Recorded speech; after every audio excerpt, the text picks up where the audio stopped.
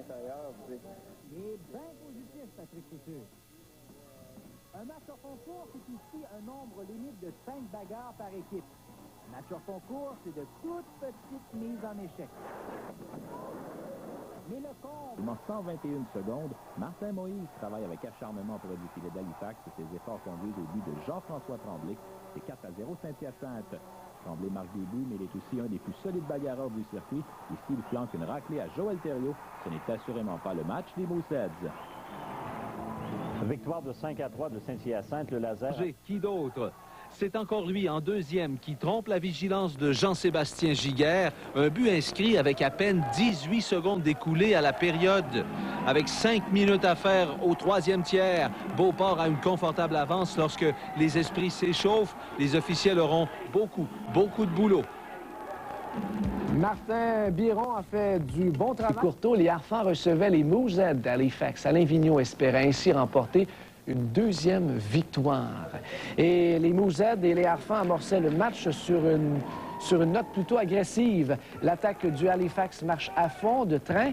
Nicolas Maheu. Derrière le filet, il y a Souki qui bagarre avec Payette. Payette voit sa passe partiellement interceptée, peut reprendre dans le coin, mais vit son échec par Souki. Autour de Lacroix, maintenant, pousser le disque devant pour Tremblay. Là, les deux joueurs qui engagent la bagarre. Bon, c'est Frédéric Bélanger du côté des Mooseheads. Et Yannick Tremblay, hein? Oui. Et ce qui est dangereux dans ça, là, moi, ce que j'ai toujours peur, c'est que quand un 16 ans jette les gants contre un plus vieux... Un 17. Tremblay, c'est un 18. Là, et Bélanger, c'est un 16 ans. Il a peut-être 17 en âge, mais son âge de hockey, c'est 16 ans. Parce qu'il a commencé l'année à 16 ans. Alors, c'est très, très dangereux. Et là, on a vu que Richardson a porté les meilleurs coups. Pas Richardson, mais Tremblay. Richardson est au banc avec Chris Carson. Il a eu des pénalités mineures doubles tantôt. Et on revoit quand tout ça a commencé en zone neutre devant le banc des Faucons de Sherbrooke. C'est Bélanger qui a laissé tomber les gants. Et c'est Tremblay qui a eu le meilleur dans l'échange. On revoit tout ça. On s'est parlé. Puis tu veux, mon homme, on y va. Let's go. Bon, ils seront sûrement chassés pour un minimum. Sherbrooke, mais par la suite, c'est Claude Ferland. Là, je croyais qu'on avait entendu un sifflet, mais la foule est tellement bruyante ici. Belle shot qui s'avance et voilà maintenant. Début de bagarre dans le coin gauche avec Tremblay. Et l'autre, c'est Payton. Alors, le total des tirs au but, 8-3 par les Mooseheads en troisième période. Donc, au premier 20, si Sherbrooke a obtenu 13 lancés, les Faucons n'en ont obtenu que 8 dans les 40 dernières minutes de jeu. Ils ont donné un bon effort au premier 20. Je pense qu'ils sont disparus au cours des deux dernières périodes. Alors, la victoire de 4-2 des Mooseheads leur permet de consolider leur emprise au 4e rang de la division d'Ilio, même si ça ne veut absolument rien dire. Ils ont 3 points de priorité sur l'Océanic.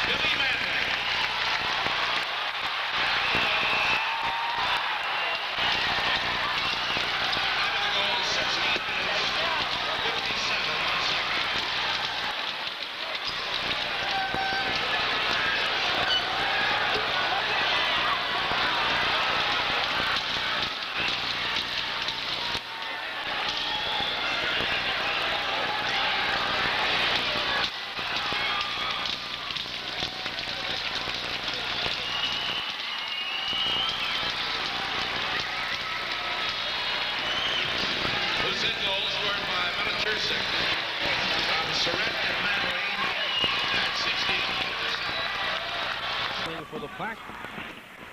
And Quirk finally fires it down. The penalty has expired, and that is icing. Belanger and Quirk are ready to go. In behind the scene, and there they are. Quirk and Belanger. Quirk's down on one knee. Belanger fires another dupe. Belanger, couple on the top of the head.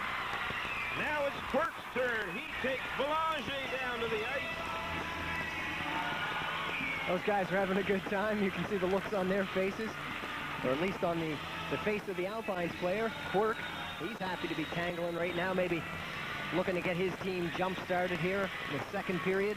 2-1 hockey game. It's been very close here in the second period. As Quirk and Belanger will go. There's Mike Tyson.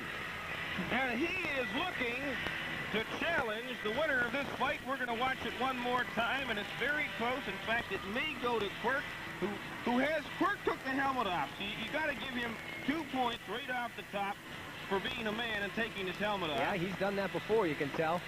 Quirk, now he goes down, but has the strength to come back up. Now you'll see Belanger throwing punches, pulling hair, but he hasn't landed a clean shot yet. And, you know, you got to give this fight to Quirk for having the sense to take the helmet off and say, come on, if we're going to fight, let's do it like men. And there's Quirk, who will finish it with a wrestling maneuver. So, really, not a lot of punches landing, but the victory goes to Quirk. The fancy balloons, so you can become a balloon head. You have a chance to win prizes. And now the big fight. Abrahamson takes the jersey right off. The shoulder pads are gone. Here we go. It's center ice. Center ice. Let's get ready to rumble. And look at those players go. These guys are not happy with each other. You can almost feel that this one's been waiting the whole game to happen. These guys go for the tilted center ice. Halverson, I believe. Can you get the number on the back of that blue shirt? Not sure who the Moncton player is. Well, his jersey off now, and the fans applauding. Halverson, and Halverson wins it! Halverson wins it! Halverson wins it! A gold medal to Halverson for pinning his man and getting the 3 count. And listen to the crowd go wild. Halverson getting a hug in the penalty box. It couldn't have been. I think Halverson was in the penalty box. I'm confused here. Yeah, Halverson was already in the penalty box, and I think that's Elias Abrahamson. It's Abrahamson, perhaps. Yeah. It's hard to tell because there's no jersey numbers to go by. That is Abrahamson of Sweden. And look at him pound the head of the mysterious Alpine player. Good job by the Alpine player not to pull Abrahamson's hair. Frank Appel, because I think Frank Appel has longer hair.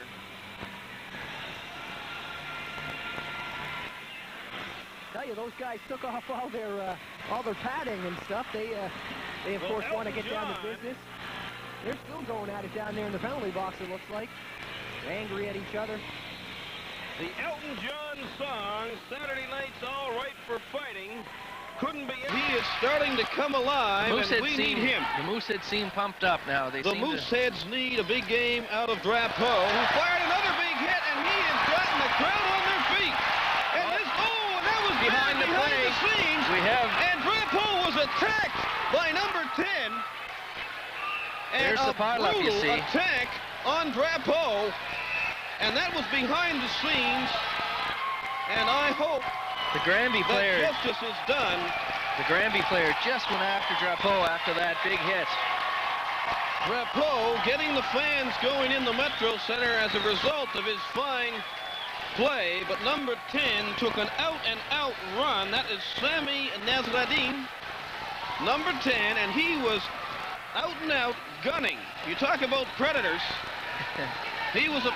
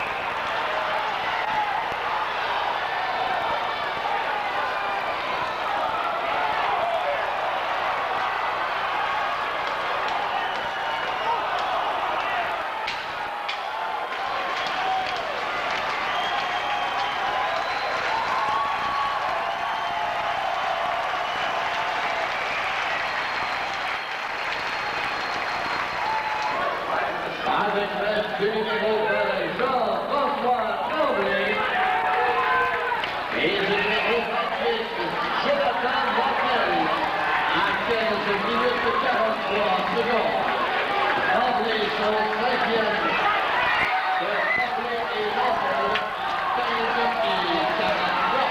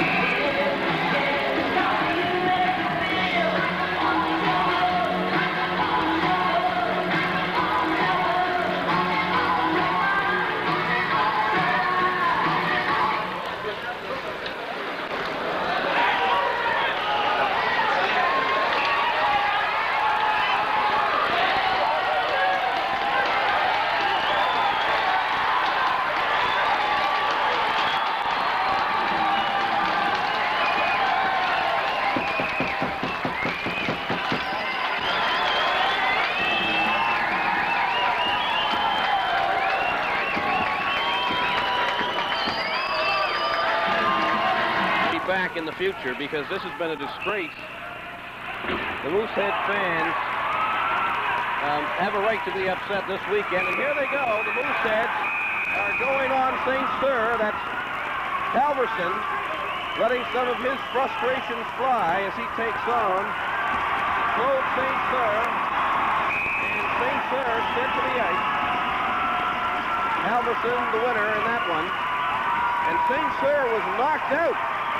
He was knocked out, to the delight of the fans here in the Metro Center, and Halverson knew exactly where he was going. He skated immediately to the dressing room, and the Mooseheads have no choice but to throw their weight around right now, as the referee doesn't seem to want to call penalties against the Mooseheads. So both those players will take the short trip, and there you see it on your replay.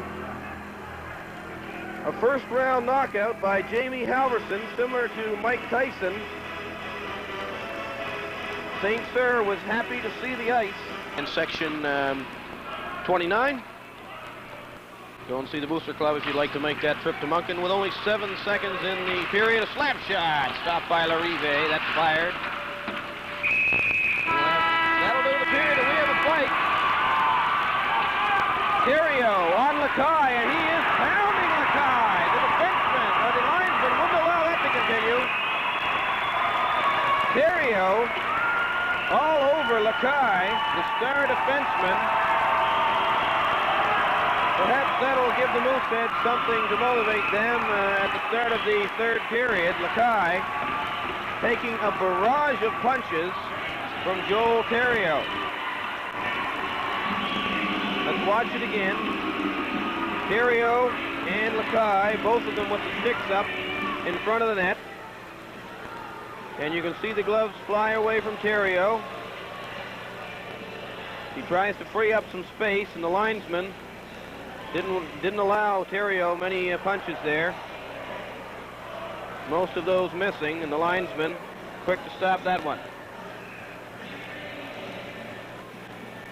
Referee asking the players to remain. We have a 2-on-2. Hayes now, and we have a little mishap in the corner, and there go the gloves. The frustrated, this is Drapeau! Etienne Drapeau! And the linesman would not allow him to fight the diving foyer, and how often have we seen the foyers not stand up and take a fight this weekend? With 1:03 remaining, Drapeau shed a few of his frustrations. And Billy Manley, your comment on Bélanger, who just chickened out of a fight with Drapeau. I'm not sure, really. I don't see why he didn't drop him there, but obviously Drapeau wanted to go, but he didn't. Dropping to the ice like that shows no real guts to me. Let's see it again. Payette tries to break it in, and then Frédéric Bélanger goes in, the backhand. We've got a fight here that started after the whistle. Carl Castonguay and Jody Shelley are throwing the dukes at each other.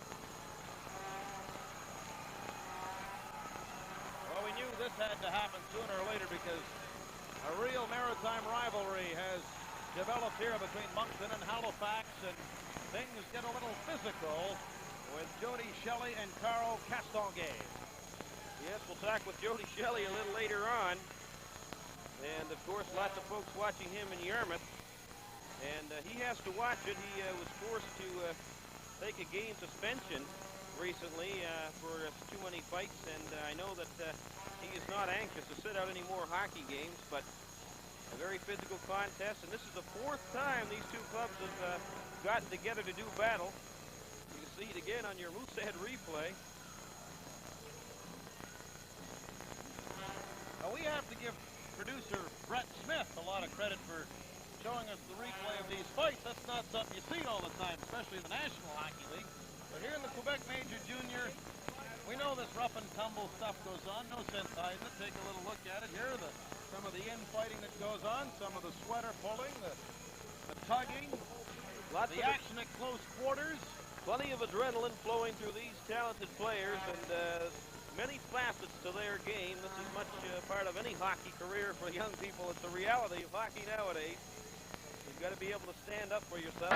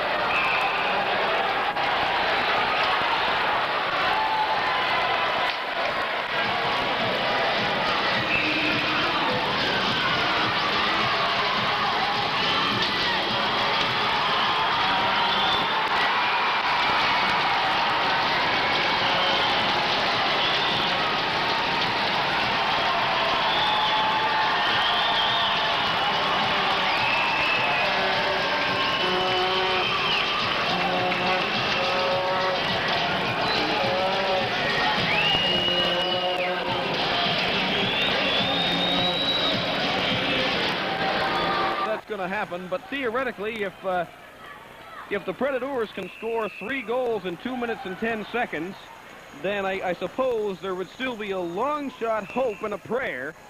But you can see... Oh, the gloves are dropped. Here we go. You can see the Prédateurs are starting to get tough with this 5-goal lead. And there goes Shelley. And let me dig up number 19, Caron. This is an excellent fight. This is a battle. There's more punches here than the last Tyson fight. That was McNeely and Tyson. Shelley trying to get that helmet off. And looks like Shelley is hauled down. And a little too late to spark. I don't know. And Caron, in all fairness to the opposition, doing a fairly good job against Big Jody Shelley, but what a pile of punches. And it looks like Shelley is cut up a little bit as he skates to the penalty box. And I'm telling you, for anybody watching the game out there, if you paid the big money to watch the last Tyson and McNeely fight, you were and were disappointed, to this. you were certainly treated there to it is again.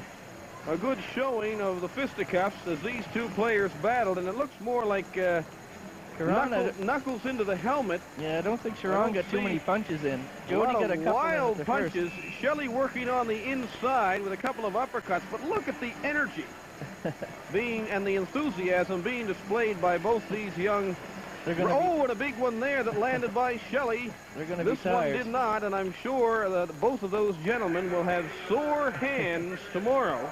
I think they should start doing the Hanson brother things and wrapping their hands if they're going to go at it like that. Those helmets get pretty hard. Those helmets are very hard for him to play. After flambeing his team, the franchise, about their play in the road. Well, you speak big words. Here's Link. Scored earlier, and he got one of the few shots on Desjardins in this period. Getting back to the Terry. Oh, we got a fight over in the Mooseheads bench. I don't know what's going on. Sharon, he was in the fight earlier again with Jody Shelley. Well, I think he said something, I can only guess, but he must have did something cocky, perhaps said something or threw something at one of the players, because Jodoin has a very disciplined hockey club in the Moosehead, and we do not see this happen with this franchise. And I'm sure you've seen it. We talked about it earlier. Granby has gotten a little cocky ever since they've gone up by 5. Yeah. And I think that the man should be, number 20, is it Gano, should probably be asked to leave the building, at least the ice, for his conduct. I'm sure. I believe it was Sharon, number 19. 19. My apologies then to Gano. It was number 19, Caron. You see him there, he's bent over. I imagine he took a couple shots to the face when he was inside the Mooseheads bench there. I don't know what he was thinking when he tried to take on 3 or 4 players. But you see him holding his face. And that was a very scary night for many of us here in the great country of Canada. In behind the net, it'll be Manley. He's starting to see a lot of ice time. I think he's being rewarded for his hard work tonight. Yeah, Billy Manley's played really, really well tonight. He deserves... Oh, we got a scrap here. There's Abrahamson, and he has been somewhat of a star with the fists of late. And he took his man down so fast, the linesmen are in quick to... I think he was roping him. He got him down. He gave him the old calf roping. Abrahamson's still on top. And boys... He is showing his medal this year. You're looking at the young, tough Swede. Player's not done Elias Abramson. And now Giguère. Somebody, I think the Granby player is making fun of Giguère because Giguère does not do it. Get a Moosehead player over there. You don't want Giguère. Is upset. Yeah, you don't want Giguère. And now the referees aren't allowing him, and I think you've got to let Longrain in there. Thank you very much. Longrain in to penalize that player for having words. And there he goes. What a fight! A knockout, ladies and gentlemen. A knockout punch. The winner, Longrain. As he totally embarrasses and humiliates Karen, and the fans are on their feet. Oh, my. That was one of the best. A standing ovation. And now the referee is upset at Karen, and I'm telling you, he's gone for a game. He should be gone. He threw the linesman. He threw the linesman down. He will not play in Moncton tomorrow night. He threw the linesman down. And I've got to tell you, that was one of the best. Kieran, no, listen, but the fight is great.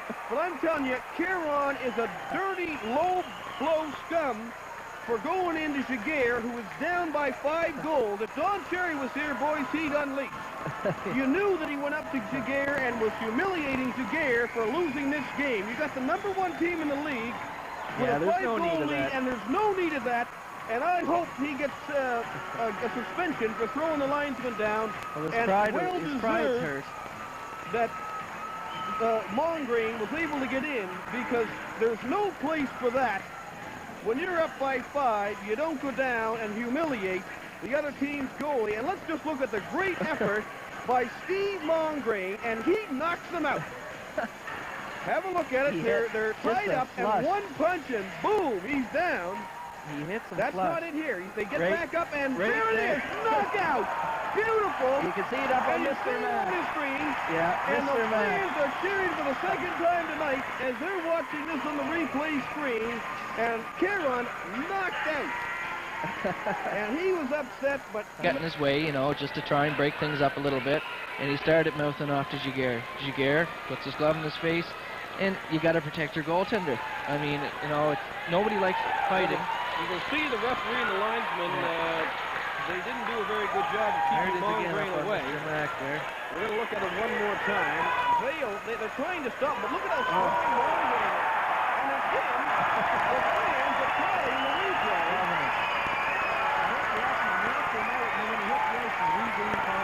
We hope all of you folks enjoying the game on the many television screens around the Metro Center are enjoying the advantage of all the replays we've shown you and the special pictures. And here it is one more time. You got to love it. You don't get this in many buildings, but we have the replays. Everybody's here. going crazy. You can hear them. They're seeing it on the big screen. Yeah. And there's one takedown. Didn't end there, and give he throws a left and then a right. And there it is. Look, there was nothing left. There's got to be somebody there to kick the puck away. Like, he can't be expected to make 2, 3, 4 stops right in a row. Well, I mean, we've seen them do it, but we've seen the shot clock not go up by 1 at a time. We have another look at it for those of you enjoying a beverage around the Metro Center tonight. Perhaps a sandwich. Put your sandwich down and have another look at this replay. I think we're going to see this one quite a bit. This should make the old highlight of the night, this one. Well, I'm sure if there's other competitors taping the game tonight for local TV Here it stations. Is, the left and then the right. Oh. He went down, a knockout punch. You'll feel that in the morning. And for the 4th time tonight, the fans are cheering and on their feet as Caron goes down to defeat. And you can see him, he's a little wobbly. Hey, let's still send a message. Don't hang your head.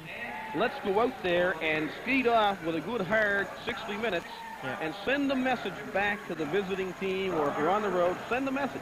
It's not just Granby that sees this. Oh, there we got another fight going. Right from the face-off. Halverson, we don't see him fight too often, but he had the fist flying there, and he's there's a great tough, strong boy. As he has his man, and that's number 39, Frederic Jobin. He's been on the ice plenty tonight. Halverson doing a fine job. The hardy Newfoundlander still on his feet. There he got him down.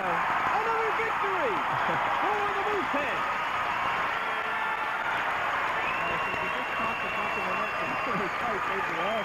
What a team. Well, you're absolutely right. There's no points on the clock for this. But Abrahamson, and now this was Halverson.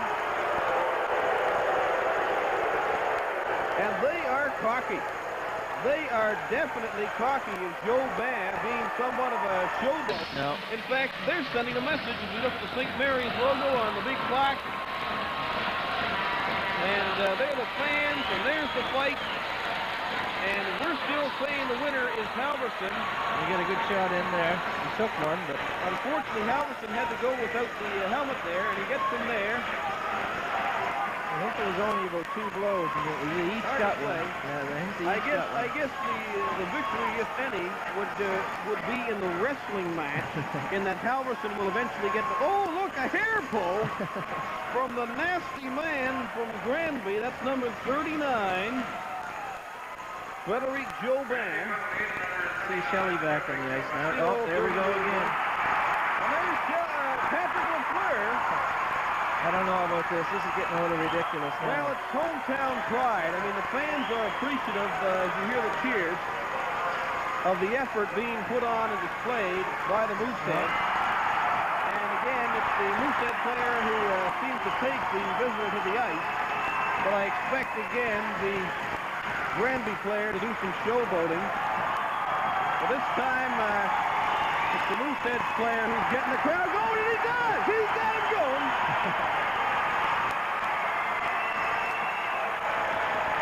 And there's being somewhat of a donkey at center ice, as we predicted, the Granby player with his arms in the air. And of course, he wouldn't do that if he was on ice again tomorrow night.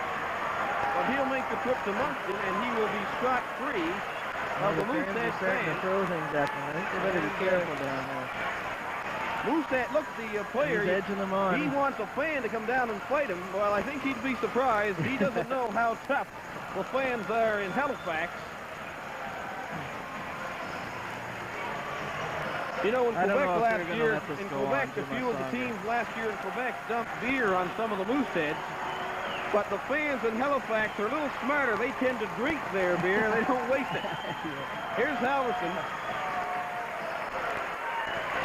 He ties up Joban. We saw that earlier as the two combatants go to war.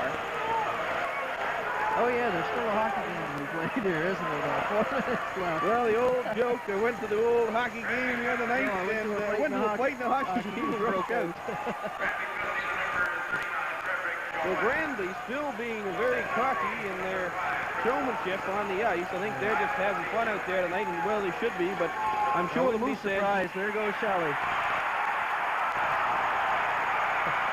Oh, and a big one, Shelley!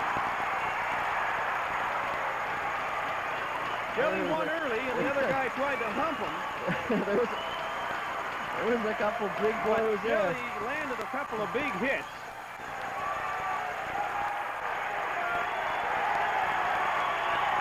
Unfortunately, the Moosehead players are skating off quickly. I'd like to see them from Melichursic and Delisle skating after Melichursic, and they just bat sticks around. And unfortunately, Melichursic is going to get a penalty, although he's on the player bench right now. But of course, it's unfortunate because every bit as guilty was number 55, Delisle, the Ogre man. And here goes Drapeau and Abou. It's Marcel Abou. Oh, Drapeau gets and Drapeau, he's going wild. A definite victory. And Drapeau hasn't had enough. He wants more. He wants to have some more. Young Etienne Drapeau with a moral victory for the Mooseheads. And the linesmen are not too strong. They're having a tough time handling the tempers on the ice tonight. And skate around one time. Go for it there, Etienne. You deserve a big cheer because you definitely beat that man. Number 16 will conduct for trying to get somebody to fight him, and nobody on Granby would even step into the squared circle with that young man, and we've seen him go. There's Drapeau. Dave, take it away. Pretty easy 1, 2, 3, 4, 5, 6, 7, 8, 9, and it's all over. Drapeau outscores his man. Look at him go. He's a madman. Drapeau, boys, he's really shown a different side this year. He can really start to duke it out. I don't know what's going on. They're calling Melichursic for that slashing penalty, but they didn't get the Granby player for instigating that fight with Drapeau. The linesman, the referee right now, I think they just like to get into the dressing room and have a hot cup of coffee and forget about this one. Let's call this game. But at any rate, the referee had shown a little bias tonight in favor. I mean, you look at the power plays that Granby has had and the number of times that they've been in the box, and the scales tipped down to the floor. I mean, Mooseheads suffered when it comes to the penalties tonight. And a few times the referee missed the instigator off in Granby. But hey, Granby, maybe that they're doing their job. I mean, you want to get away from Drapeau, who fired another big hit, and he has gotten the crowd on their feet. And that was behind the scenes. And Drapeau was attacked by number 10. And there's the pile-up, you see. Attack on Drapeau. And that was behind the scenes. And I hope the Granby player, that justice is done. The Granby player just went after Drapeau after that big hit.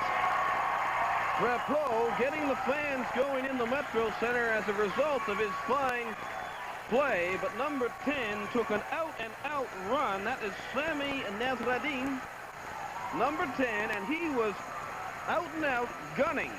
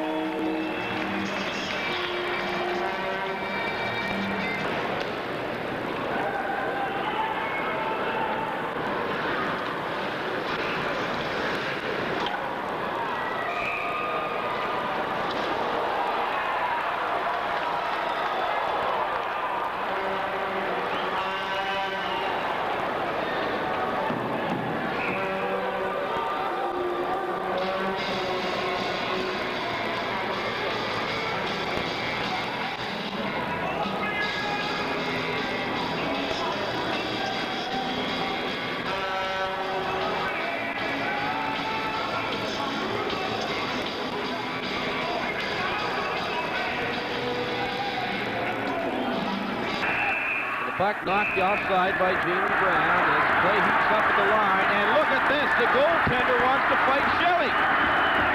It's a no-one situation here for Shelley. And out of the net, the goaltender taking a run at Jody Shelley, who moments ago knocked him down. Well, he skated from the corners, and he didn't forget the goaltender and one other player upset at Mr. Shelley.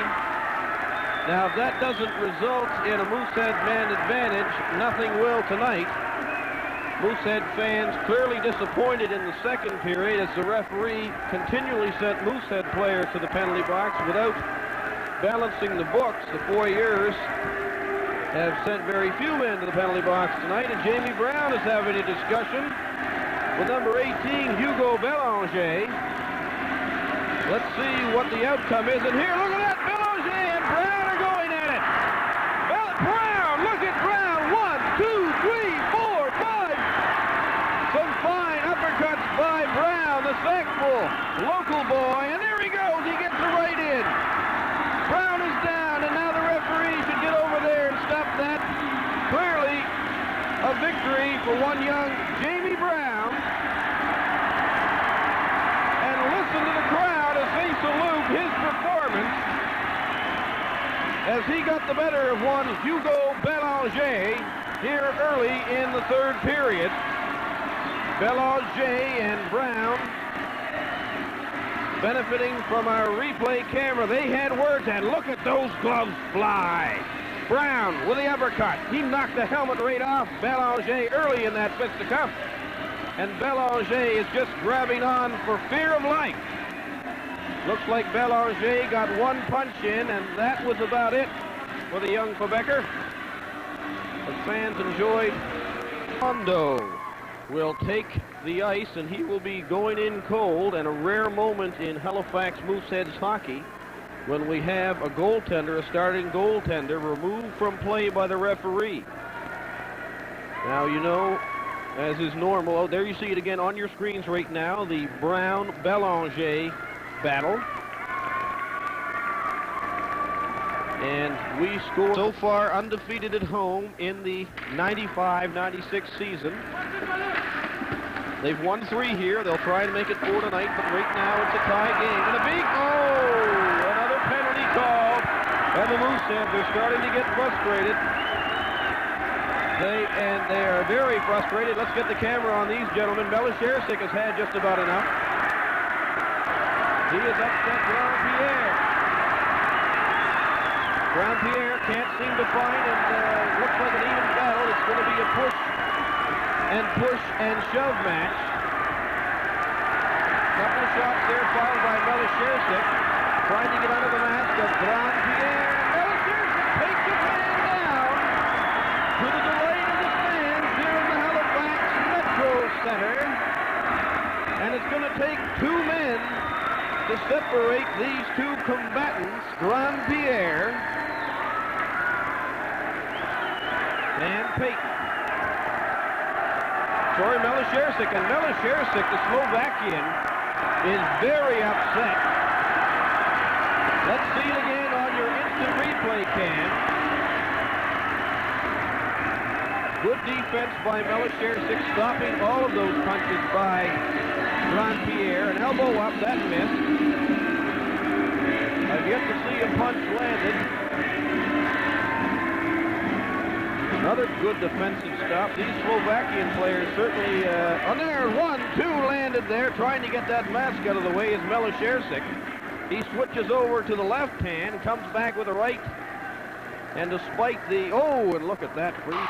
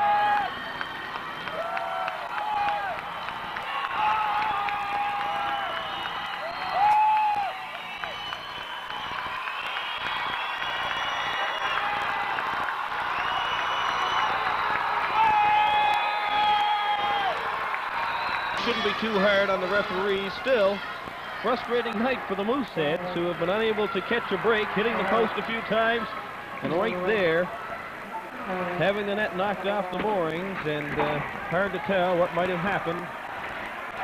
Here's Abrahamson, another penalty coming up as Jody Shelley was tripped in behind the scenes. And the Mooseheads will want to get out of that melee as a penalty is coming up.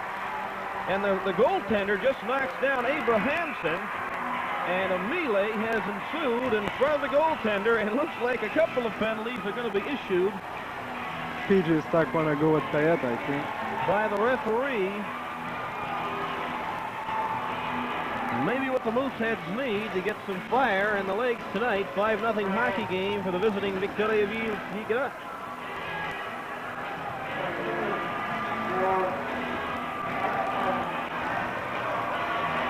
Some of the players starting to skate away now. J.P. Stock arguing with the referee. And Abrahamson, he's saying, hey, come on, you want a piece of me, you can come and try. He's really changed his game. When you look at him last year, he didn't see a lot of ice time, but Abrahamson really becoming a factor this year. Yeah, he tried to give him some ice time as a forward, and Elias answered very well. He's very aggressive. He's in the middle of something with Stephen Lowe right now. And Payette is going to go. And look at Payette unload the wrist. Scoring about 5 punches. The start of that fight was Daniel Payette. And now with both helmets off, we have a battle. And now it's J.P. Stock, but here comes Payette back to fire a few. Get those linesmen out of there. Let these boys settle it. J.P. Stock landing a couple. And now the linesmen are in to break it up. Score that one about even. J.P. Stock with a little shuffle thinks he had it won. He did manage to get a few punches in. Daniel Payette skates off, and perhaps that might be a small victory. Taking J.P. Stock out of the lineup won't hurt. Yeah, I think it's good for us. See it one more time. Well, watch right there. Payette starts the battle off quickly, unloading quite a few punches. J.P. Stock will come back and land a few of his own. Right there, Stock, and we have a nice two-fisted battle, but Stock seemed to get on top. Few punches to the back of the head, nice footwork, and then Payette gets back into the battle, lands a few, and now we're into a wrestling match, and when they started to wrestle, the linesmen thought maybe they'll just jump in and cut it off. Yeah, I think here was trying to take his nose or something, and they just ran right away when he tried to do that. 5-0. Victoriaville with all of the scoring tonight. Shots on goal, 26-15, favor the Mooseheads. But the scoring has been all Victoriaville as we look at the Payette fight one more time. Steve does battle with J.P. Stock. And J.P. Stock has been rising this weekend. He scored quite a few points. And does a little battle with the fists right here. And look at the determination in J.P. Stock's face. He takes a few shots right there. That landed a few of his own. And Payette pretty good with the jersey. Yes, he did well.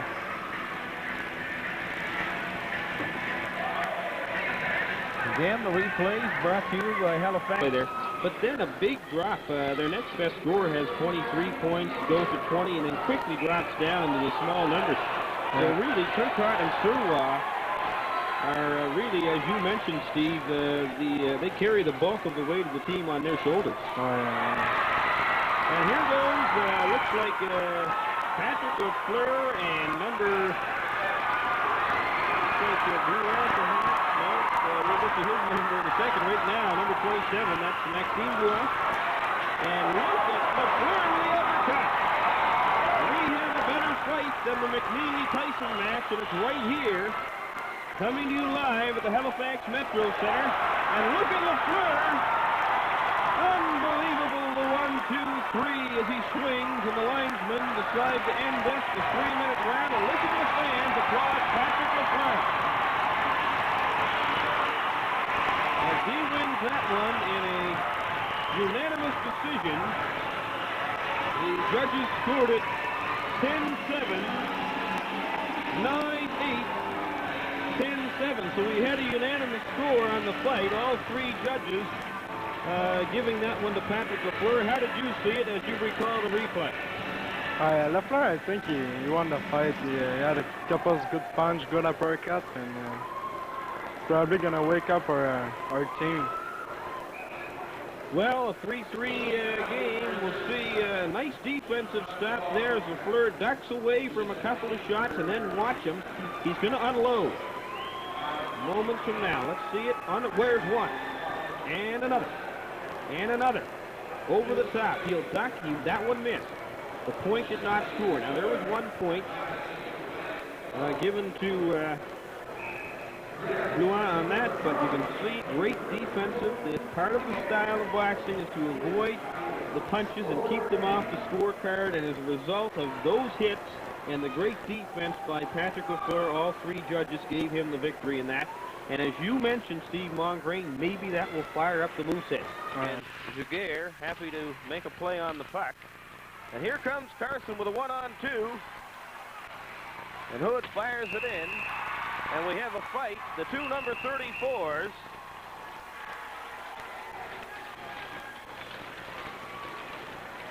Go at it. And Terrio. And perhaps that number 34 is Bacucci.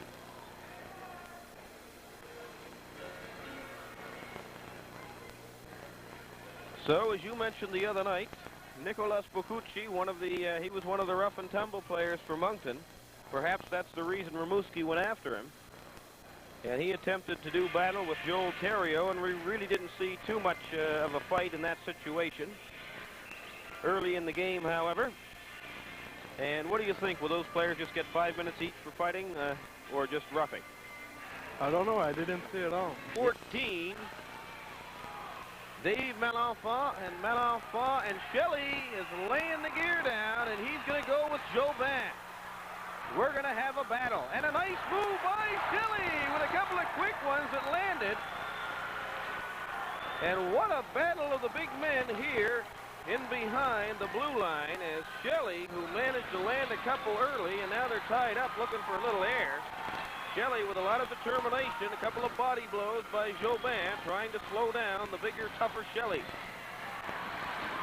Shelley still hanging in there, takes his man down, and the crowd applauds that. We didn't see a lot of punches thrown, but Shelley landed the first couple, and he will win that fight by a narrow margin. And the two gentlemen will skate over and take a little break. And I think both of them would be glad to sit down and catch their breath after that little battle. Yeah, it was a good fight. Listen to that music as we look at the replay. There was the big one that landed, snapped to Jobin's head back. Now, most of these punches are air ball, but one missing over the top of Shelley. But the big one was really the one or two that Shelley scored early. After that, our judges have, there's one to the side of the head. Few body blows that were, in fact, perhaps smart strategic moves. We're going to see them right here as Jobin will decide to go with a body blow in a few seconds. Now, if you can't find the face, try and slow your opponent down, and this is what Jobin will try and do right here. He'll pull the arm away and throw a few into the midsection. 1, 2, 3, body. Oh, he only got 2, and then he better grab on. And there we had a nice little match, little boxing match. And it was scored by our judging panel 3-1. Beautigeurs, sorry, it's the Faucons tonight keeping the puck there on the blue line. 4 minutes left to play. And now here comes Bill Manley, who is really starting to find his spot here in the Mooseheads. And we have a fight in behind the scene. Let's see if Halverson, who is starting to throw the fist, as he dukes it out with big number 14. And that is, if I can find him on my scorecard, that is number 14, Steve Monod. And look at these heavyweights battle. Halverson still firing the pitch. And the linesmen are asking the gentlemen if they want to rest. And both players had a little talk, and they both agreed to part. And there's some real sportsmanship between these two hockey players. Neither of them put their arms up after that fight. And you could see in the replay, or if we get a chance, maybe not.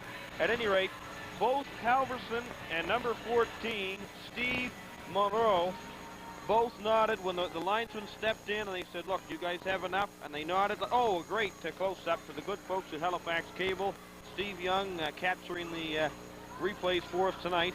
And look at these two heavyweights doing battle. These guys obviously veterans of the fisticuffs, knowing when to say when. Steve Morneau and Chris Halverson, really both gentlemen firing plenty of punches. And if you keep watching this, you're going to see one of the most sportsman and gentleman-like decisions I've seen. The linesmen are going to step in, and you will see both of these players agree. They're kind of running out of gas now. A lot of holding and tugging, and then they get their second win here. Look at these players battle. We're not going to see this later on tonight, the Tyson-Buster Mathis fight. This is probably as good as it...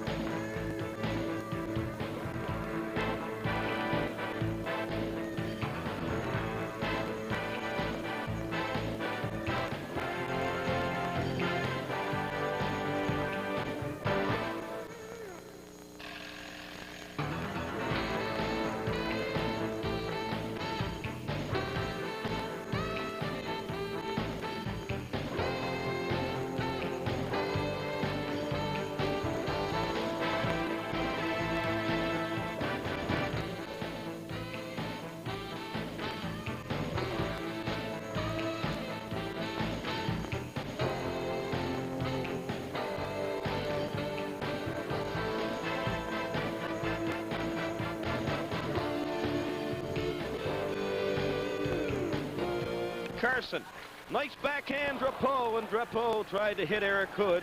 And this line is starting to show a lot of promise. The first time these three players got together of late was against Moncton last weekend. And in this, their second game in a row, you're really starting to see Drapeau, Carson, and Hood. And looks like a little bit of taunting. And look at Drapeau fight. He is going to win this one, no question. In fact, the linesmen want to pull him away to make sure that the player he is fighting still has a bit of face left come Saturday morning. It didn't look as though they were going to go, and then all of a sudden it was well, you want to go, you want to go, and sure enough, Etienne Drapeau dropped the gloves, and he wanted to go. Well, the only punches I saw thrown were by number 9, Etienne Drapeau, against Jelena. There we take a look at it. Yep. Drapeau's the first one to go there, gets the first hand up, gets the first glove off, and consequently the first punch. 2, 3, 4, and that's all he needs to win that, because Jelena never did manage to throw a punch. Jelena biting off a little bit more than he could chew there, I'm afraid. And there with the quadrupin, a German move, Mayu and Pike hauled to the ice in scoring opportunities. And really, the referee should have called some penalties. And look at Savory come up big. And that is not, I don't know if they're going to allow that one or not. I think we may have had a late whistle on that. No goal, as Savory had made the save. And a Voltigeur charged right at Savory. And look at that, the Voltigeur is afraid to fight number 53, Joel Theriault. Can't say I blame him. Well, I'm not sure if we're going to have another look at that, but you'll see Savory makes the save. And then one of the Voltigeurs comes into the crease and virtually shoves Savory into the net. So no back into the Tigres end zone. A couple of players tied up along the board, but not for long. Now breaking down is Demers again. This time he'll dump it in and head to the bench for a change. And we have a fight. Jody Shelley is up to tricks as he battles Remy Royer. And Remy Royer, one of the top players of the team, they're cheering Jody on. Both fighters doing well here. Shelley now on top. A little bit of a wrestling match. These two guys are going to tire each other out pretty soon. There's Shelley with a sweater half on. He gets an uppercut. There it goes! And the fans go wild, and that'll end it. Jody Shelley with a late knockout punch. gets a slim victory. Oh, and yeah. the fans appreciate it. I definitely have to say it was a little more than a slim victory. That last shot there, I tell you, look for Mooseheads, because they're going to need it. Remy Royer, number 10, 24 points, 11 goals scored this year, and he is number 2 in the goal-scoring department, a long way behind Daniel Corso, who has 34 on the season for the visiting Tigres de Victoriaville. Yeah, it looks like the Tigres spread it all out. Again, just want to let the fans see that. Well, you talk about the Tigre. Look at Roy trying to avoid Shelley for much of that fight, but Shelley, he's got a big heart. He never gives up, and as long as the linesmen don't pull him away, he will continue to fight as we see it here. Any comments from you, Dave? Well, it didn't look like Royer was about to give up there. He went down on one knee, but said, hey, I still got some more in me. How about you? And it looked like Jody Shelley was up to that time. Big shot here, and the linesman will say that's enough. Boom. Full windup. Boom. Another one there on top, and you see the body. By Lincoln. Now here comes Manley. One-on-one, centered it. Pass intended for Sassieville. No, that was Clark Udall. And now Udall and number 17, Francis Page, and they're doing battle. Udall gets a fist or two into the face of Page. Now Page returns fire. Udall is tied up, and Page handling himself well for the Boston Bruins. Well, I guess that's Victoriaville. They keep throwing me off with those Bruin-like jerseys. Let's see Udall's helmet's off. Page doing a good job, and Page the winner on this one. Yeah, those... and he's still kicking some shots in. The linesman not doing a good job separating these, and but clearly the winner on that one, number 17, Francois Page. Yeah, so these two guys took a little while to decide whether or not both number 17s wanted to go. We'll probably see that on the replay. They asked each other, you want to go, you want to go? They both said yes. And Udall. They weren't going to the prom, I'll tell you that. Let's have another look at it. Udall in red. Here they go. Page wearing the Boston Bruins like couple of shots. You want to go, you want to go. There it is. There goes it is. Page's helmet. This has got to be the closest angle in a hockey fight I've ever seen in my life. Great work tonight done by Steve Dobson. Great angle. Oh, and a big one there by Udall getting a point. But watch the comeback by Page. Nice one right there, the uppercut. He will get the helmet off, and after that, it will be all Francois Page. One there, but saved a little bit by the visor, and an uppercut that just about chokes Udall. And look at Page. He rips the helmet off right here. So a rare loss by the Mooseheads, Moosehead fighters. Not often the Moosehead. That's right. Now Eric Desjardins is in for Victoriaville. They pulled Garand. He's allowed 6 tonight. And you know what? Our computers predict a Moosehead victory. Let's watch it. And we have a fight. P.J. Stock is going against Halverson. Look at Halverson go. P.J. Stock comes back with a few. His helmet's still on, and Halverson, minus the helmet, had a tough job, but we have to call that one a draw. Interesting display by the two teams on the benches there. They're smashing their sticks against the boards. Happy to see these two players getting some frustration. Well, Halverson looks pretty good after the fact. Let's have another look at it thanks to the replay. You're seeing it on, and there you see the helmet flipped off. Up, doesn't score. That one missed. Halverson's back. Great defensive boxing by Halverson, who gets a few in there. And I don't know, maybe Halverson wins that. Even, you see, with the helmet off and the hair flying, it looks like Halverson's getting a beating, but Stock can't land a punch. And Halverson does a great job. Lots of Mooseheads have scored, and Carson didn't like that. But here come the Tigres. They try and break out. They are not looking like the team in control in the first 2 periods. Starting to play sloppy hockey. Tigers again try to clear it, but another line pass, and they're going to go in the corner. That looks like one of our new players, Sunderland. Matthew Sunderland gets a score in there as he battles up against Cadet. Number 21. 21, Marc-Andre Cadet, and it's another great effort by the new Moosehead, Sunderland. Tell you, the boys really have their heads in the game tonight. They're doing it all. It's a good sign when the Victoriaville start to lose their cool, because that means they are out of composure. They have lost the desire to win this game. And so now they try and use their fists.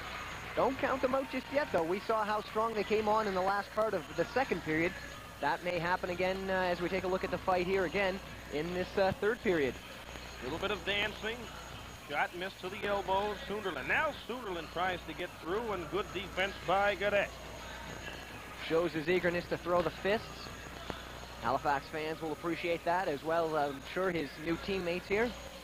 Little elbow, and I don't know if anything really landed there, so we have to give the win to Sunderland. Sunderland. Hartford tryout, and Harlan Hayes was used a lot at the start of the season. He got a little unhappy sitting on the bench, took off, and the Mooseheads win was savory. I mean, he has been a very strong backup goaltender, and that just makes Giguère's job a little easier, knowing somebody's there. Let's look at this fight. And look at these two swing the fists. That is number 21, Christian Caron against big Jody Shelley. And look at Shelley knock Caron down. Way to go, Yarmouth native Jody Shelley, and the fans with their second treat of the afternoon. The first one a goal by Jody Shelley, and now the big fight. He's everywhere, I tell you. And I tell you, the fans are giving him a much-deserved round of applause. Let's just listen to the fans cheer the effort of Jody Shelley. Unbelievable, the total package you receive in Jody Shelley. You get a big, tough checker, a grinder, and let's have another look at it, Dave Sullivan. 2, 3, 4. Oh, Shelley's getting the better ones. Those better ones than the Tyson McNeely or the Tyson Buster Mathis fight, and you're seeing it right here on the replay, Halifax Cable. Shelley gets him to lose his helmet, and that guy loses not only the helmet, but the fight as well. Well, watch how Jody will slowly wear down Caron. And Caron is the a big one lands there, the right hook. And he'll virtually pound Caron right down to the ice. You can see the legs starting to wobble on Caron. Shelley still with plenty of power. 1, 2, and that'll do it. And you can see the legs buckle. That is how tired Caron became. Well, there you have it. On your Halifax Cable rebound, who tried to hit Mark Link, and Link, give him credit for digging, strips the puck away from Lovec. Now charges into the corner. So Mark Link with a second effort, nice move, beating Lovec. And really, they're forcing Rimouski to put a little pressure on, and they're in behind the play. That's Link. Link and Drouin. And in the same spot that Shelley fought earlier, now you see, and there's Link, who managed to get a bunch of punches away in a fire, and the battle going back and forth. Helmet off. Let's see if Link can take advantage. Link's looking a little overmatched here. He's getting a few good shots in, but the Rimouski player's a little bit bigger than him. Well, they pull him apart, and I think Link, when you can see the bloody face of number 22, Eric Drouin, and because the face looks better on Link, you have to give him a close, maybe a split decision. The judges gave. Let's have another look at it. He's not quite as disheveled as the Rimouski player. A little bit of a wrestling match. These guys took a little time deciding whether or not they in fact wanted to go, and there's the uppercuts we were talking about. That's the difference right there in the entire fight. Drouin perhaps doing a little better with the wrestling maneuvers, but you don't do a lot of damage with wrestling maneuvers. No, and I tell you, you keep that helmet on, you're going to take some heat to your hands, but there Link strips his helmet. Well, you've got to give the young rookie, Mark Link, a lot of credit. I mean, he is not traditionally a fighter, but boy, if you ask him to step in, he's not going to fool around with you.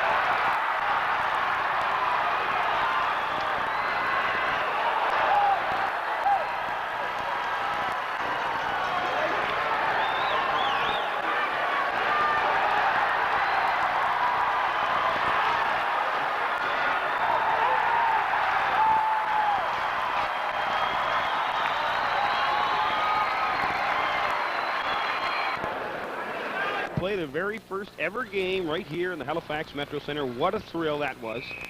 And a few of the players, we're going to have a little fight. Chris Carson showing his mettle, and he can fight. Look at the young Carson just unwind his gear all over the place, and he continues to fire punches. The strong, rough and tumble Chris Carson of Fredericton, New Brunswick, tying it up with Aaron McGinnis. These guys didn't waste any time going, too. They had a slight altercation in front of that. Players throwing the punches. Now Carson lands a big one, and McGinnis will now go down and listen to those fans. The fans really appreciating Carson's efforts. These two tangled in front of the net just before the fight took place. They looked at each other, said, "You want to go, you want to go." They dropped the gloves, and they went. McGinnis is from Port Hood, Nova Scotia. A nephew of Al McInnes. He is a nephew. Listen to the fans applaud the effort of Chris Carson. And boy, he is going to earn a place in the Halifax fans' heart. Well, hopefully this will get the Mooseheads charged up for the second period, Brad, because they really were a little lackluster in the first. They needed maybe this just might be the spark they need. Let's have another look at the replay, all of the fighting action. Well, they ask each other if they want to go, and they do. They both say yes. Look at the intensity, Chris Carson. Of course, number 7, Aaron McInnes, as I said, was or still is the nephew of Al McInnes, another Port Hood native. Cape Bretner. A couple of Maritimers doing battle here in the Quebec Major Junior brand of hockey. Good. Offsetting penalties as we watch the close-up action in this fight. Really good close-up action there. Our corner cameraman, Jason Oley, down in the corner. Trained his sights on this fight the whole way. There's McInnes getting a couple of good shots in afterwards. His uncle, of course, playing with the St. Louis Blues under Mike Keenan. Carson really got himself in trouble there by getting his shirt all tangled up in his arms. He takes a couple of shots as a result here at the end of the fight because of that. It'll take off. For the puck. And Quirk finally fires it down. The penalty has expired, and that is icing. Belanger and Quirk are ready to go. In behind the scene, and there they are. Quirk and Belanger. Quirk's down one knee. Belanger fires another dupe. Belanger, couple on the top of the head. Now it's Quirk's turn. He takes Belanger down to the ice. Those guys are having a good time. You can see the looks on their faces, or at least on the face of the Alpines player, Quirk. He's happy to be tangling right now, maybe looking to get his team jump-started here in the second period. 2-1 hockey game. It's been very close here in the second period.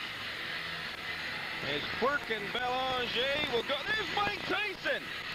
And he is looking to challenge the winner of this fight. We're going to watch it one more time, and it's very close. In fact, it may go to Quirk, Quirk took the helmet off. So you got to give him 2 points right off the top for being a man and taking his helmet off. Yeah, he's done that before, you can tell. Quirk, now he goes down, but has the strength to come back up. Now you'll see Belanger throwing punches, pulling hair, but he hasn't landed a clean shot yet. And, you know, you got to give this fight to Quirk for having the sense to take the helmet off and say, come on, if we're going to fight, let's do it like men. And there's Quirk, who will finish it with a wrestling maneuver. So, really, not a lot of punches landing, but the victory goes to Quirk. Section 2, they're selling the fancy balloons, so you can become a balloon head. You have a chance to win prizes. And now the big fight. Abrahamson takes the jersey right off. The shoulder pads are gone. Here we go at center ice. Center ice. Let's get ready to rumble. And look at those players go. These guys are not happy with each other. You can almost feel that this one's been waiting the whole game to happen. These guys go for the tilt at center ice. Halverson, I believe. And can you get the number on the back of that blue shirt? Not sure who the Moncton player is. Well, it's jersey off now, and the fans applauding. Halverson, and Halverson wins it! Halverson wins it! Halverson wins it! A gold medal to Halverson for pinning his man and getting the 3 count. And listen to the crowd go wild. Halverson getting a hug in the penalty box. No, it couldn't have been. It couldn't have, I think Halverson was in the penalty box. I'm confused here. Yeah, Halverson was already in the penalty box, and I think that's Elias Abrahamson. It's Abrahamson, perhaps. Yeah. It's hard to tell because there's no jersey numbers to go by. That is Abrahamson of Sweden. And look at him pound the head of the mysterious Alpine player. Good job by the Alpine player not to pull Abrahamson's hair. Frank Appel, because I think Frank Appel has longer hair.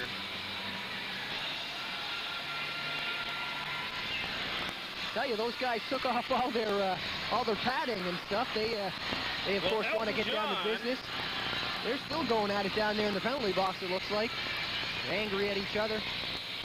The Elton John song, Saturday Night's All Right for Fighting, couldn't be any... You get all of the pictures and more here in the Halifax Metro Center, the in-house video network.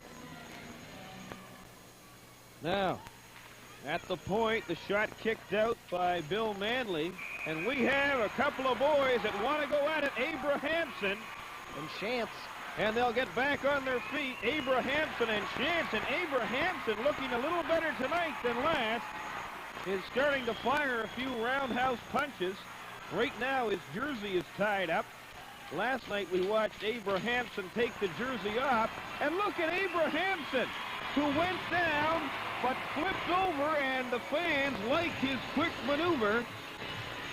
Sometimes those fights can be won or lost at the end there. Paul Chance and Elias Abrahamson. Paul Chance, I was just mentioning his name there. He played 43 games with the Harfangs this year. Only 2 points, but 305 penalty minutes. Abrahamson celebrating the fight with a few little maneuvers, and as you can see, the tight shot is the knuckles a little bit hammered after that fisticuff with Chance. Here's the byline on Elias Abrahamson, born on June 6, 1977 in Uppsala, Sweden. Scored his last goal on October 24th in a 9-4 win over St-Hyacinthe. You're watching him fight on your television screens right now. These guys are battling. 2 warriors for each team. Each getting their own licks in there, too. There's a shot by Abrahamson, another shot. One. Abrahamson of Uppsala, Sweden. Chance fighting with his left hand. And he gets tied up the jersey. Chance is trying to pull the jersey right over that long mass of hair that Abrahamson wears. Abrahamson a little better dressed for this fight than he was for the one last night. I thought the boys were going to strip down bare naked last night. That was an interesting pre-game.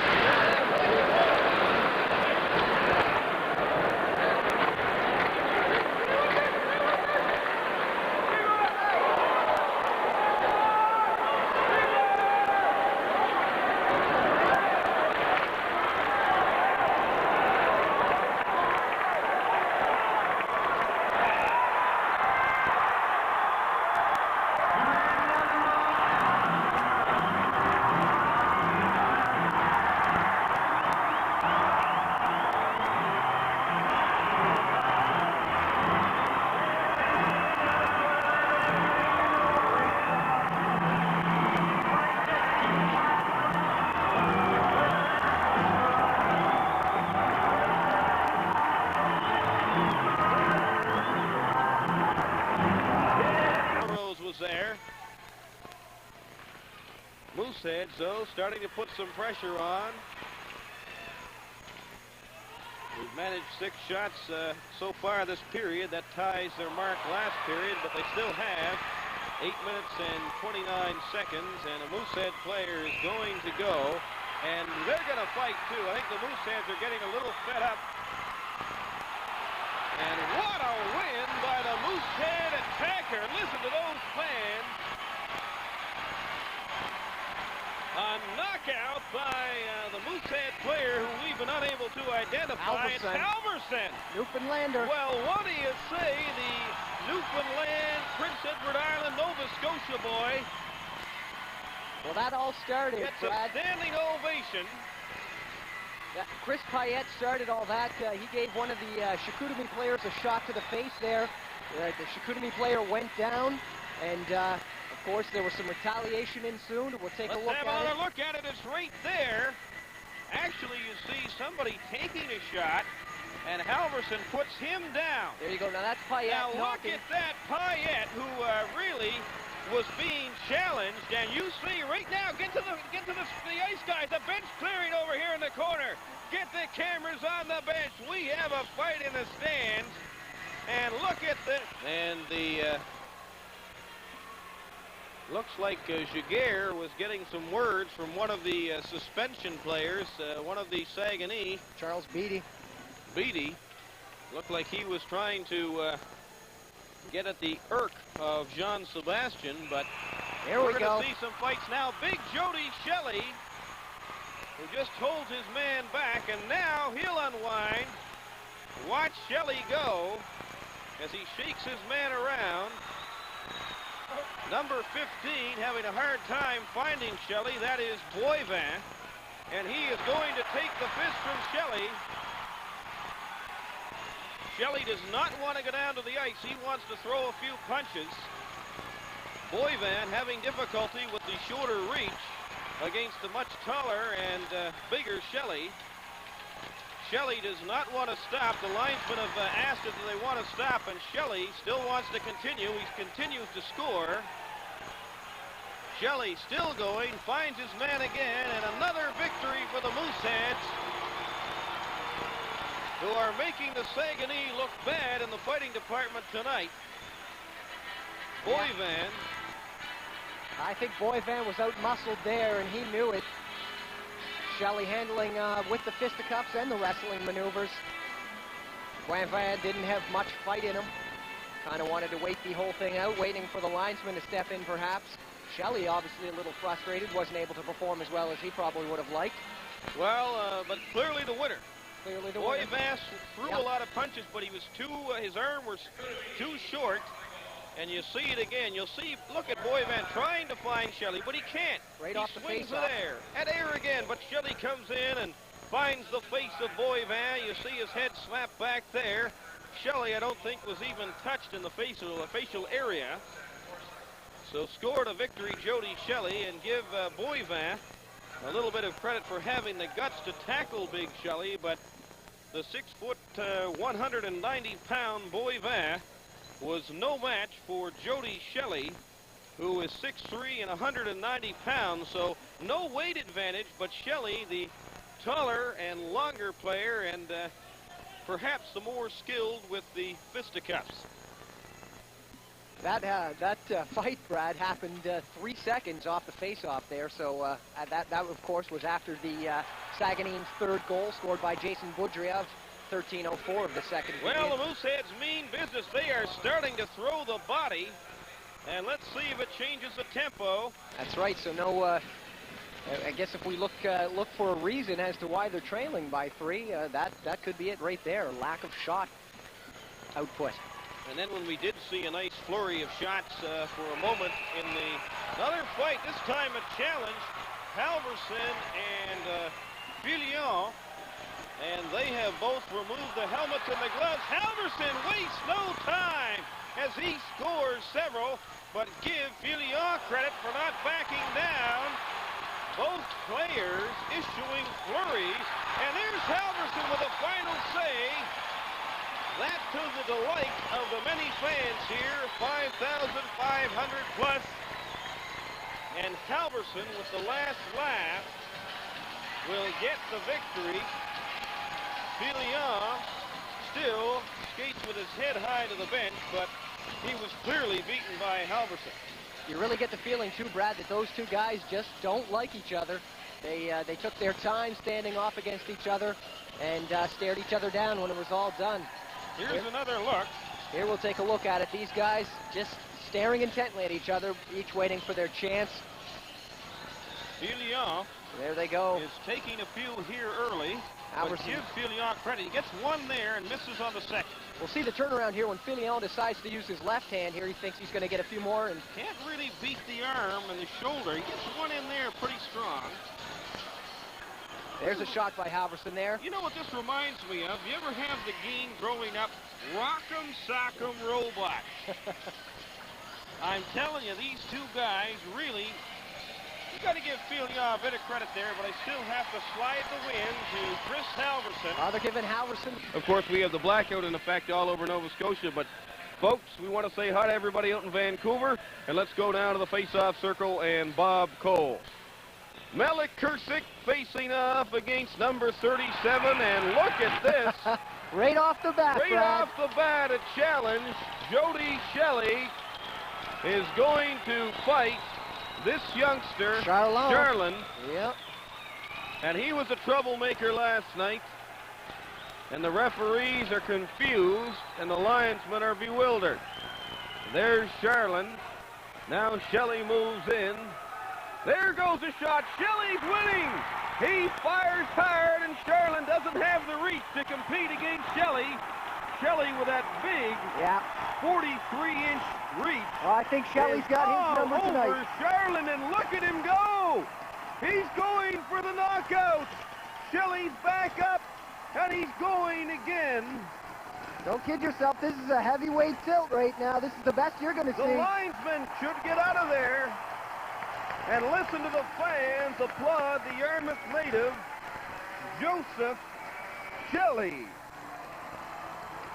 I tell you, that sets the tone for them that game tonight. Expect to see more of that. 3 seconds have There's gone. Mike Keenan. He's probably taking notes, looking at Shelley as perhaps a future St. Louis Blues prospect. He did try out for the New York Rangers, and of course Keenan brought them their first Stanley Cup in over 4. Oh, let's have another look at Joseph Shelley. Well, fakes and then to the right. It took him Fake a while. to the left. He's landing. Charlin's shoulder reach is only just grazing the hair of Shelley, but the long arm of Joseph Shelley of Yarmouth. And boy, they teach him how to fight down in Yarmouth.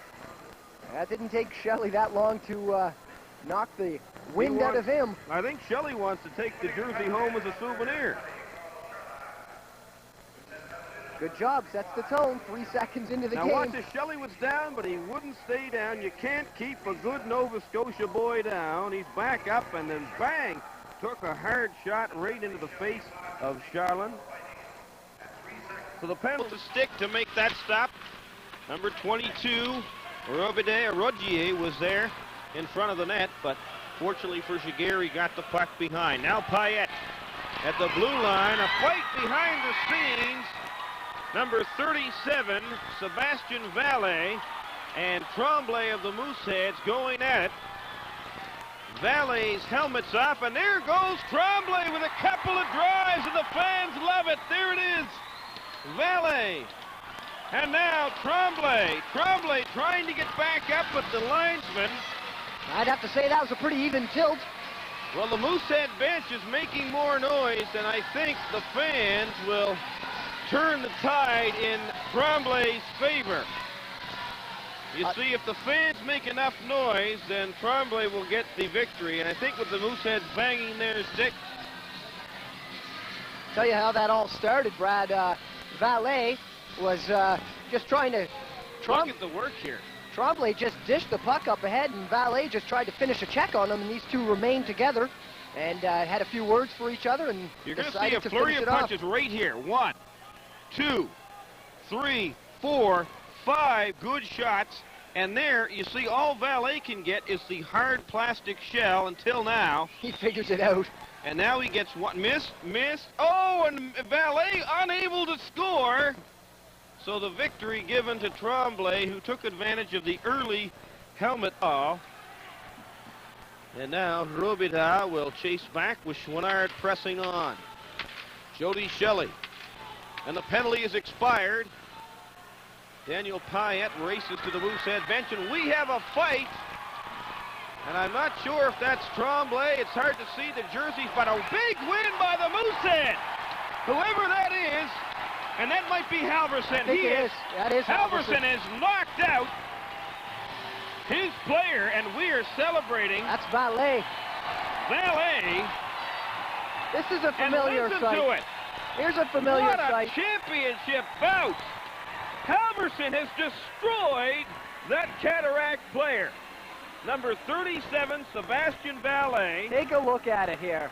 2, 3, 4, 5, 6, and there's the knockout. There's nothing left in Valet, and Halverson destroying number 37, Sebastian Valet, despite giving a huge coup to me at the top of that division. 1 minute remaining to play. Minute remaining to play in this period and the hockey game. Penalty coming up against the Mooseheads. Giguère will hang on, and another fight, this time Udall. And Udall gets in early. He's going to town. Udall is looking for yet another victory. He's got his man in the head.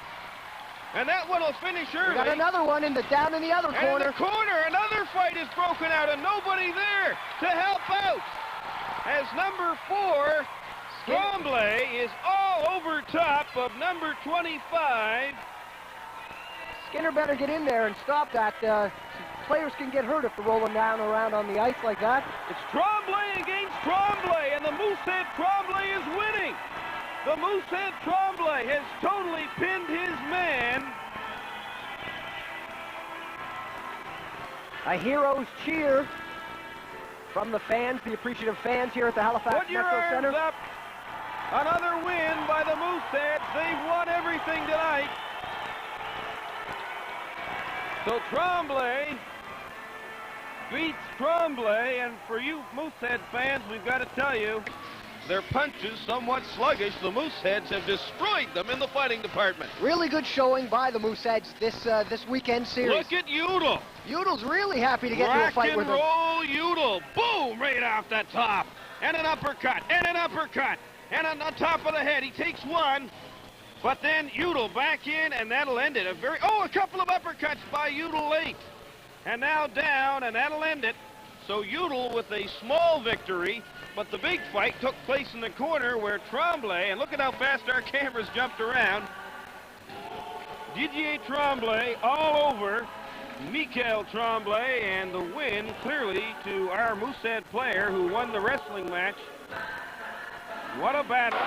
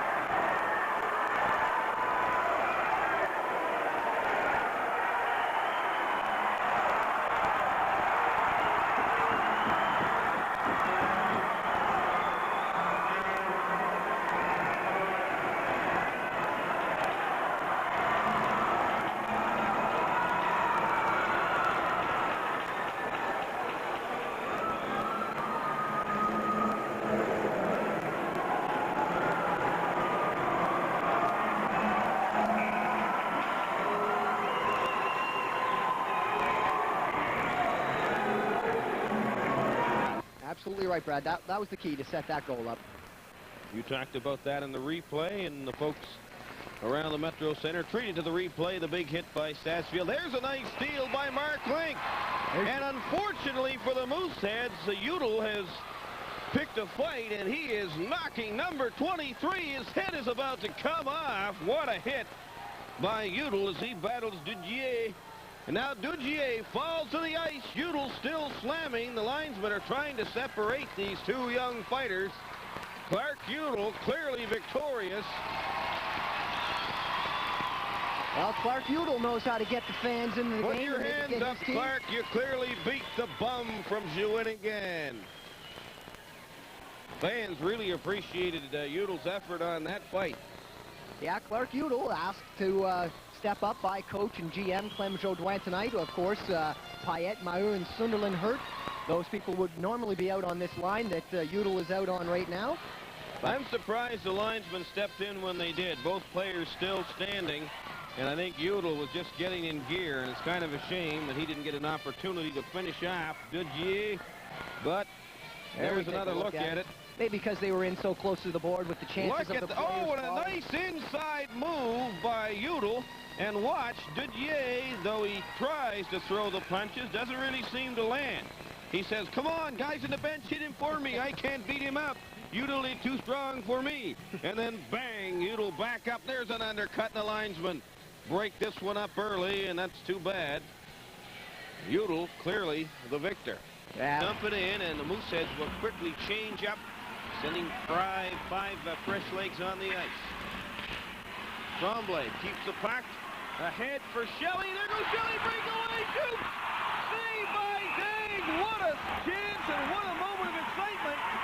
And Shelley has been cross-checked into the net, and Shelley and number 20, Charland, are going at it, and Shelley is upset. He took a cheap shot from Charland, and the linesman moved in, and they wouldn't allow Shelley the opportunity. Now you can still see. And look at Shirley, he's got his gloves on. Yeah. What a guy, punching a fella in the face with your glove on. Charland, you cheap little skate. Yeah, Shelley's obviously upset about that. We've got a Moosehead player down, it looks like. Oh, no. I guess the referee is just trying to separate a couple of players. Saguenéens had been pinned to the ice, and he was unable to take out any frustration.